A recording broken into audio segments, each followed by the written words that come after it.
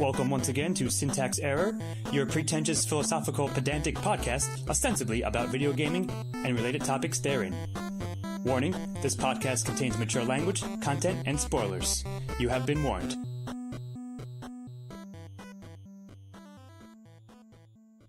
Hello, welcome to Syntax Error.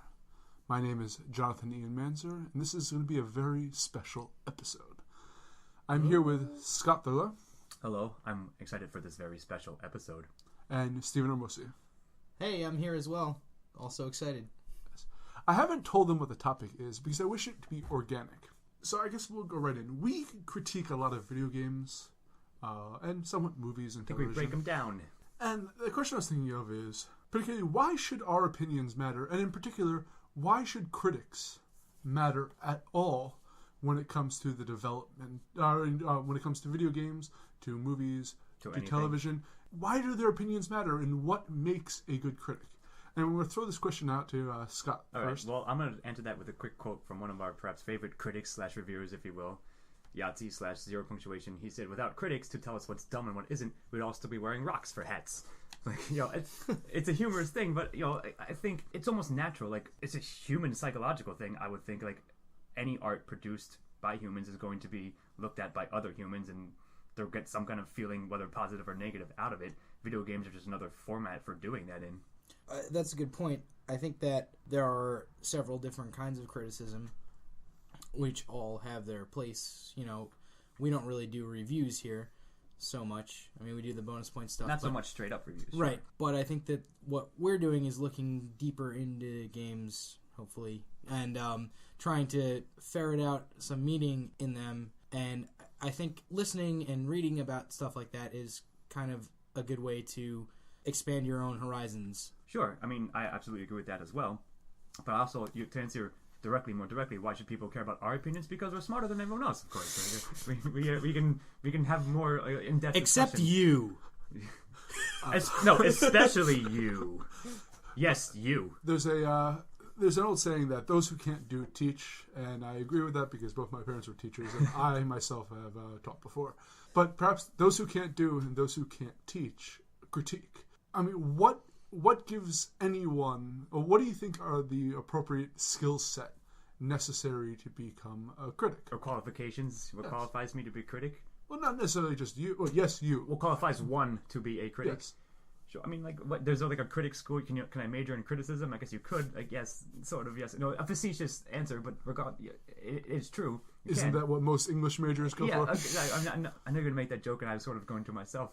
I would say you and I are writing and trying to develop games, so it's not like we're just teaching, we're trying to do, but I think we filter both, like both sort of feed into each other in that sense. Like maybe if you're interested, like, if you're a book reviewer or even like a food reviewer, you're probably interested in making your own food, and it sort of cycles into itself as your preferred hobby or medium, etc., that you're focusing on.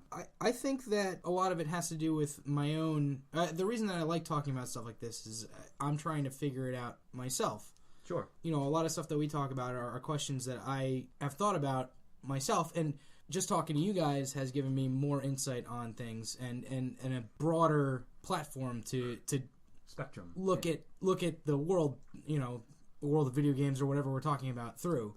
I mean, we're all friends outside of this podcast, and we talk about... No, we're not. Much. We just work together. I hate you guys. Right. I'm friends with Scott. He's not friends with me. Scott's friends with Noah. It's a one-way street. But I mean, we talk about a much wider range of things than video games, and we even get into that on this podcast sometimes. But sure. I think that talking to people who have also thought deeply about these types of things helps you find your own ideas and find what you actually think about things much more than just thinking about them. You are the hardest person to know. Like you yourself are the hardest person to know. Mm-hmm. It's much easier to look at things through other people's perspectives sometimes. I mean, sometimes not, obviously, but I get what you're saying. Yeah, I just think that criticizing things and looking at things and what you liked and what you didn't like are ways that you can not only figure out what you think about things, but ways to make anything that you're making also better. Yeah, I mean, I'm basically going to agree with that, sort of rephrasing maybe. Like, it offers you multiple viewpoints, and yes, like, perhaps the strangest stranger of all is yourself, it's sort of interesting. But, like, again, I'll bring it back to our at least my own personal narcissism. I think it's something like we're sort of broadly covering more philosophical concerns, if you will, rather than just, yes, we're criticizing them, but also filtering it through perhaps questions and topics and subjects that you don't often see, even in normal criticism, or your quote-unquote, normal criticism of games or anything else. Philosophy is the most highbrow critic. We like to think of ourselves as such, and I think say philosophers, or says philosopher. Now he's a no, but it's critiquing culture and life versus exactly above and beyond the actual more niche. You're trying to it's trying to look at things in a broader sense and like how they branch out into other aspects of life and stuff like that. Yeah. Now we're philosophizers. Go well, actually, we had mentioned this in our discussions about podcasts on the out of this podcast format. One of the keys that people look for in podcasts is finding people that they relate to. Similar to. Similar. And I think of critics I listen to for everything from politics to movies, and I find people who mostly agree with my preformed opinions. And when they don't agree with that, I dismiss them as being mistaken for that part. So do critics just validate pre-existing biases? I think yes. Like, I mean, by default, of course, it's humanity's mindset almost in that sense. Like, once you built up a certain number of experiences and you find something that backs up your worldview, of course you're going to agree with it and have a positive feeling about it versus one that is at odds with your worldview, and you're going to dismiss that. I think, as you said, like, you're probably more easily prone to dismiss that kind of viewpoint. But at least you're exposed to it. But yes, I think, of course, it's a problem, like, broadly. It's, the internet wars, like, one side is shouting at the other, and neither of which is going to, like, convince the other. And, anything the other side says is wrong by default because of that. Yeah, I would agree that I think that, in large part, this seems to be the case, especially in, like, larger media. Like, larger media? On TV news and stuff like that. Okay. I think that in a smaller arena like this, we have the kind of leeway to perhaps... True. I mean, if we can build an audience, then perhaps we are going to say things that some of them don't agree with. And if they do agree with a larger portion of what we're saying, then it's kind of a way to say, well, let me think about that. Like, perhaps somebody will change their mind, or at least think about things in a deeper sense, than they had been before that. I think it's very interesting because, again, we're not doing kind of traditional critique here. We're not doing, is this game good? Are we ranking it out of X 10 points, out of 100 points, out of any arbitrary numerical value? We're going for the more philosophical bent. But saying that we're elevated from that is, going back to your point, you said you agreed with the idea that of the inherent bias there. Yeah, I definitely do agree with that. What is then the ultimate goal of the critic if the goal to sway opinion is a fallacious moot point anyway? Like, I mean, that's interesting. That's a philosophical concern, which certainly we can get into. But I think this is a correct term. It's a positive feedback loop. Almost, again, it sort of serves your psychological human need to have that. Like, maybe we're just like, oh, I'm validated now because at least someone else feels about this X thing the same way I do.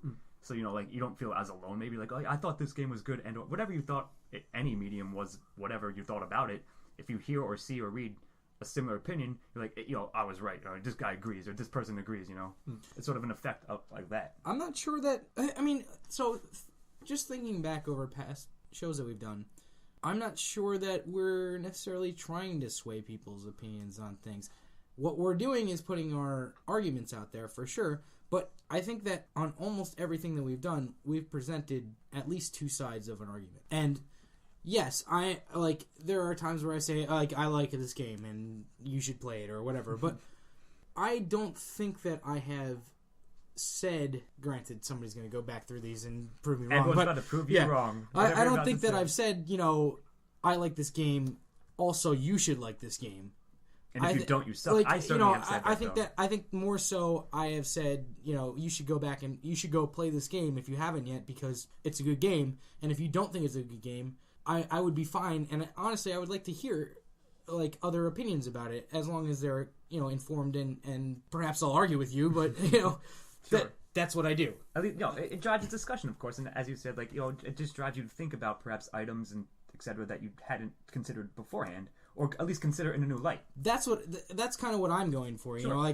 I rather than trying to change someone's opinion. I am more trying to open the subject, whatever we're talking about. Or like, I would rather broaden somebody's horizons. Spectrum, I guess. Yes. I'm gonna keep saying that. Well, like, you know, expanding my horizons, broaden somebody's thoughts on something, then try to change their opinion. I don't really give a shit what you think because I have my own opinion and you have yours. But by default, sure.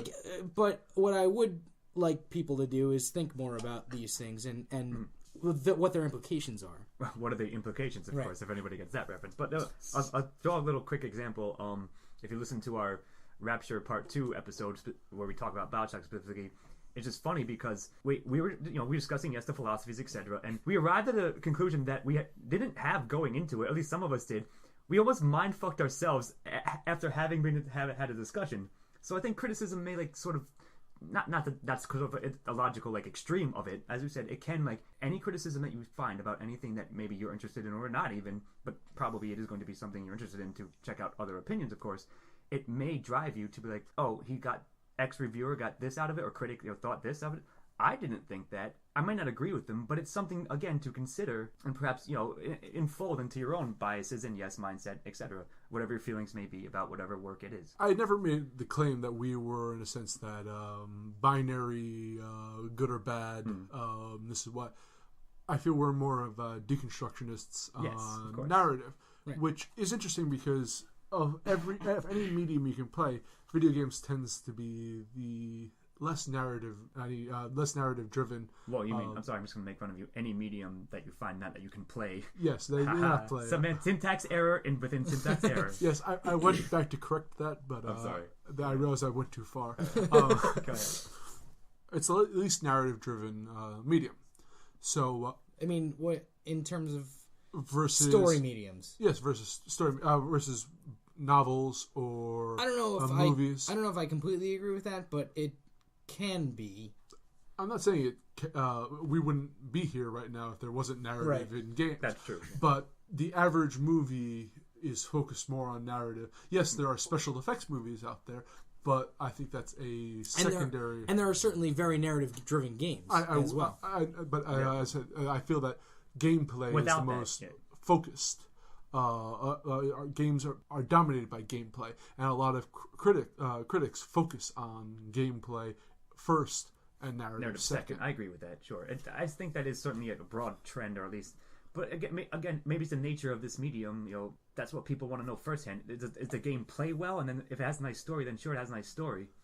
But there are certainly successful games that are narrative based that aren't about gameplay. Look at the Telltale games. Yeah, that's true. Good point. Again, I'm not trying to broad brush anything. Okay. I'm just saying that when you look at popular games, Assassin's Creed is a narrative-driven game to a certain extent. Narrative. Call of Duty has a narrative to it, but those are the most successful franchises. Right. Agreed. They take a back seat almost. Like this is something, when I actually did actual video game reviews like years ago. Cool. It's something like narrative usually takes a back seat, especially like I think I was reviewing Fear 2. So like it's all about the mechanics, as you said, the gameplay, and then narrative is like sort of like there underneath it or like stapled onto it. But I think like we're coming to a point in the development of games in which perhaps now they're almost like some of the best games. Their narrative is equal. They put as much time and effort and resources into the narrative as well as the gameplay, and the marriage of those, when done well, I think elevates any given game. And it's something you can't really do. Like how can you play a novel, etc. But as you said, Heavy Rain was playing. Yeah, that's what I'm saying. Yeah, of course. And that wasn't Telltale a successful game. It definitely had its market, but it wasn't a mainstream. When you say successful, you mean in terms of the money it made? It was a AAA game. It wasn't not like whether you thought it was that it was successful doing what it wanted to do. Like economically successful. All right, sure. We're all older here. We're of since the first generation of gamers. Kind of the 1.5 generation of gamers. Yeah, 1.5. Do you think that there is a divide between the current generation of gamers and their desires and the older generation and what they wish? Yes, there's always going to be a generational divide in anything. I'm not sure like how wide it is, like what the ranges of it are. There certainly is going to be a divide just because of the nature of generations. I don't know what to say about that. It's an obvious truth. it would seem to me. So yeah, I think like one side expects and or wants something else different than the other is going to get out of it. I think we could certainly go into this a little bit more deeply. Like, which ones are developers focusing on maybe, or which developers are focusing on which ones. That's an interesting thing. But to answer your question, like, yes, there is a divide. I was actually going to talk about developers as well. At this point, I think there's probably 3 generations of developers. Okay. Right? So there's the initial guard, who are older now, in their probably 50s or 60s. Mid-50s. Who, maybe. you know, developed the games, or who developed games for, like, the original NES or Atari games, those early games. Then there was people that grew up playing those games that are our age now, who are the new generation. And then there's the kind of future of game development, kids that are in college now, sure, stuff like that. Yeah, sure. And I think it's kind of interesting to look at games through the lens of the generation after you, or the generation before you, I mean, is always the one that's going to be developing games for your generation, right? So, like, That's people our age point. are developing games for kids now, and then people that are our parents' age, or possibly slightly younger, or probably around that Roughly age, around, are the ones that developed games for us, you know? Interesting you said about developers, because I want to bring this back to critics for a second. Okay. Who do you speak for? Do you think you speak for all the generation of gamers? Do you think you speak for your generation? Do you speak for a certain subsect, or do you speak for yourself? I think it's a little bit of both. Of course, I speak for myself first and foremost, but There were more than 2. right, it's a little of all of them, if you will. So I'm sorry, you're right. You got me very, very well. Good catch. Syntax error again. Like, a fun game to play at home is count how many times you make a syntax error within the show. But to answer your question, I think it's sort of both. I like what you said, Steve-O, that you sort of can filter it through both. So think about this, right? We talked about games we played when we were a kid. There was no way, like, we just didn't have the experience, understanding to break it down in the way we're breaking them down now. And also, those games were earlier iterations of games. Sure, very simple compared to what we have now. What has happened in games now? Course. Like, you know, not only technology, which yes has advanced a lot, but like also the things that you can do in video game narrative. I absolutely agree. Has grown because video games were such a young medium when we were growing up gaming, and in the same way that like now. I feel like video games are like the little cousin to, you know, comic books. You know, Maybe. Like comic books were always like the younger version of novels, where like, you know, they weren't looked at as serious because originally they were made for kids to an extent. I mean, there were always more or less certainly images and text that were made for adults, but Custer's Last Stand. Yeah, and all that shit. What was that porn one? There's another porn one too. Leisure Suit Larry and all that. That wasn't really. That was more of an adult comedy. That's true, Well, pseudo comedy. But either way, yeah. I remember playing Leisure Suit Larry when I was like 9, as a side thing. I remember playing it when I was like 9 years old. Oh shit! And it doesn't matter because nothing ever happened because I couldn't get out of the first level. So because you suck at that game anyways. I'm interested that you said that that the modern developments have allowed better narrative. But I think that for a very long time, that transition between fully voice on voice actors actually had a detriment on narrative. It was really clunky. Yeah, I agree. It went through growing pains. Absolutely. And that when it was simply text, you had a lot more developed stories. Now we're kind of reaching that when major game producers can hire that many voice even actors. Famous actors already. Even sure. Any innovation is going to go through that phase, you know. Like which we sort of touched upon previously. Any technical innovation, but that's a good point that you made about the text. And like I'm thinking even, you know, farther back to when I think somebody mentioned this in a previous podcast, but you know, in the 80s, it was you could play. Yeah, you had an Atari game. No you know, story. in the early 80s, you played an Atari game, which was all action. Literally no story at all. Mm-hmm. Or you could play a text-based game, which was literally only all story. No like, action. you know, like Yeah, those were the two things, and like so choose your own adventure. But basically, and like eventually, those two things had to be combined. It was sort of you want regular or menthol, like those are your fucking choices, and exactly. that's all you can choose from. Like, sure, that's really funny, but yeah, I mean, it's still a valid point, of course. You know, like, so I like to think about this. Imagine, like, you know, probably our heyday playing games, if not now, but you say you're 13, 14, you probably have, like, all the time in the world to play games. Like, imagine what playing games at that age now is like. You have so many more options, and there's so much, yeah, of course, like you said, technology now has advanced to the point where you can have a very huge narrative, etc. but are you going to appreciate some of the stuff that's in the games? That's exactly what I was going to say. You only Right? It's a appreciate weird what line. you have. Like, of course, you appreciate what you have. Like, the games now are as good for 13-year-olds as the games when we were Or as good for 13. us. Agreed. It's a as they relative were scale, for us, of because they course. were amazing for us, and also they're amazing for kids. And also there's shit games that we played, and there are shit games that they play. You know? Absolutely. And we tend to have rose-colored glasses About them. what Right. what was great and what was not. But you two sounded very old for a moment without talking about if the young These kids damn will kids. appreciate. Snappers are playing their games and they don't know what it was like back in the day. Playing their games on my lawn? Get off my lawn! Yeah. Get your COD loving asses out of my house, etc. You know, true. But I mean, all that's very valid, I think, and it's legit that you focus it through those kinds of lens and viewpoints and experiences. So, if you wish to be a voice for gaming, which is what we're doing in the sense of a podcast, if you could change one thing in gaming through this podcast, what would you do? What would I do? I mean, that's a very nicely posed question. We can probably have a whole discussion based upon it, and we're about to, but like a huge one. I would just say, this is facetious, but something you said, like video game writing tends to be poor, so I would say like focus more resources on having good writers, or writers that are known in the business for like BioWare, of course, gets really good ones, and Valve has good ones, and Bethesda, etc. Like, have that be more of a highlight. That way, because as we said, you're able to focus more on narrative, get the best and the brightest to do that, and teach people how to do it. Like what works, why one game was good narratively versus another game they might be equally on the same footing technically wise, like gameplay wise, but one narrative might be way better or way worse than the other, and why that may be. I apologize. So, the question is basically, if we were to develop a game, No. what would we do? If we had the power to change the industry, in a sense, If this That's how I took it. if this podcast is a voice for a critique of video games, and you were successful in changing one aspect of video games or video game the culture, business. the business, yes, what would that be? one aspect of the business Because you can't hope to. or the culture sure. changing. I don't know that Or anything has to be changed. Influence, yes. Don't be wishy-washy.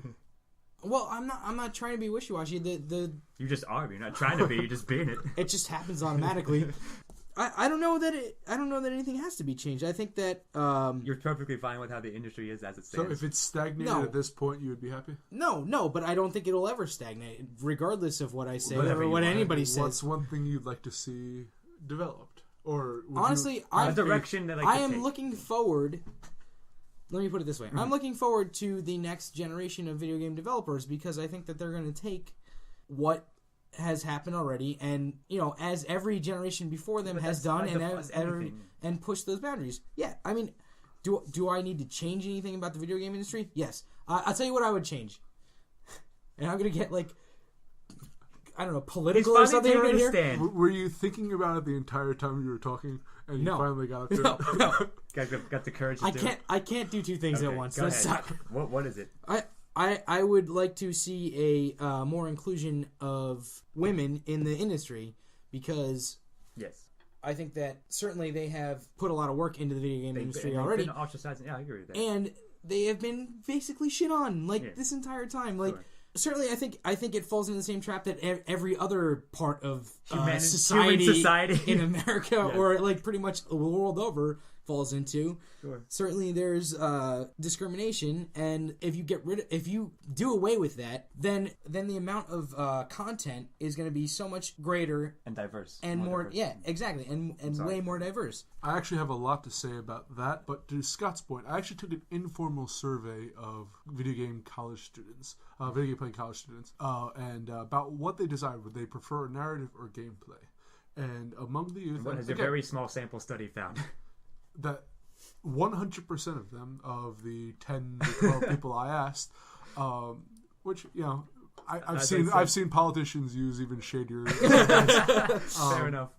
100% of them agreed that gameplay was far more important than narrative. So I'm interested, and I'd like to do more research about this. And if anyone's listening who has an opinion, please leave a comment. Weigh in for sure. Yes, is that I think there's a generational divide for everything I've seen between the older generation, who, as they're not only based upon their past experience with games, which were text-based, narrative-driven. Or at least more prevalently, more often. Yes, I remember I read novels worth of RPGs back in the day. Yeah. Who want to see that narrative storylines. They're older. They're more mature. That's what I was going to say. They're seeking exactly. like that the higher culture versus the youth. And again, if you're either one of them and you disagree with me, fuck off. Tell him how wrong he is. Yes, please tell him how wrong. Criticize his criticism. I won't pay attention. Nonetheless, most of Don't worry, I'll tell him. Yes, he will. The youth who seeks kind of more gameplay.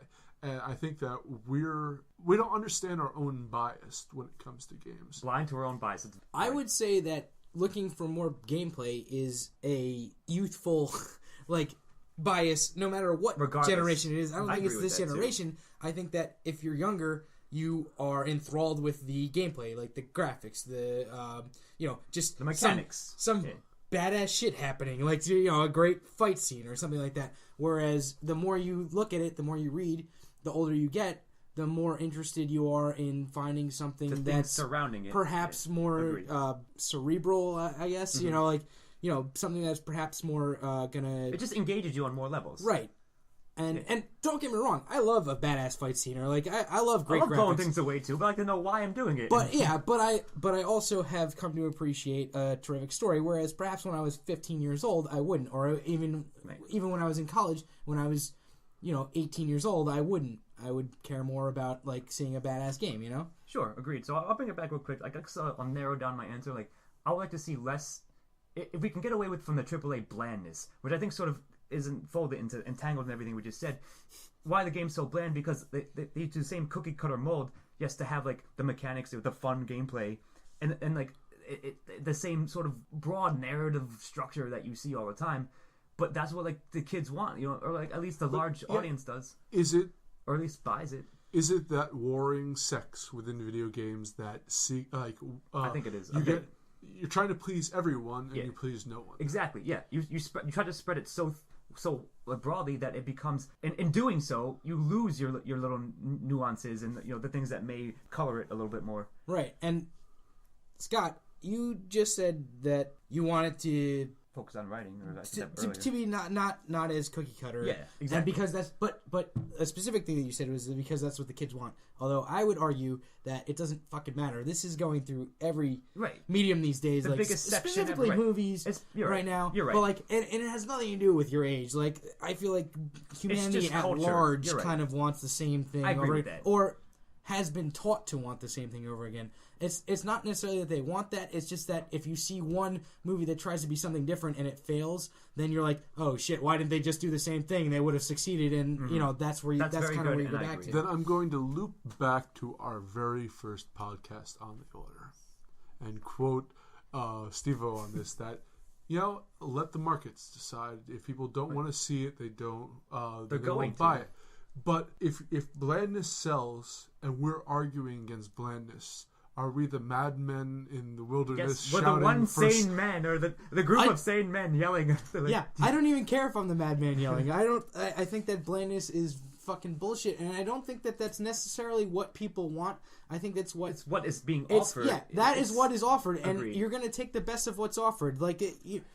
If a company the problem is that a lot of times everything seems to come down to profit margins, where it's of course, yes. Where it's all right, so I know I can make this really cool, possibly indie game, or not indie, but I can make this really cool game with this out there plot, and I have a good plot, I have a good story and all Premise, this stuff. Yeah.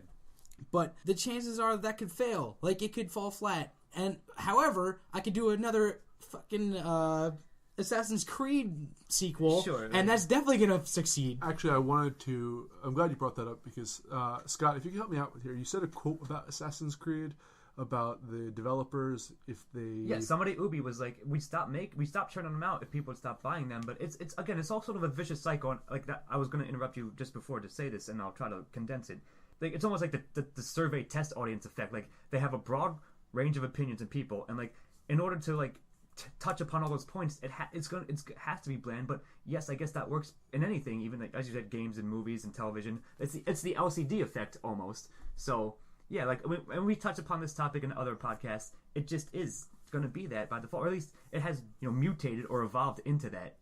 I would certainly like to point out, before we go too far on the rails, off the I don't know. Whatever Before we go too track far into we're this, on. that there are in any medium there are certainly examples still of very original material, and for me, like they're I few and far seek between. that stuff out, and I think They're that few and far between is all I'm saying. there are plenty of people who seek that kind of stuff out. Are they the majority? Probably not. Maybe not.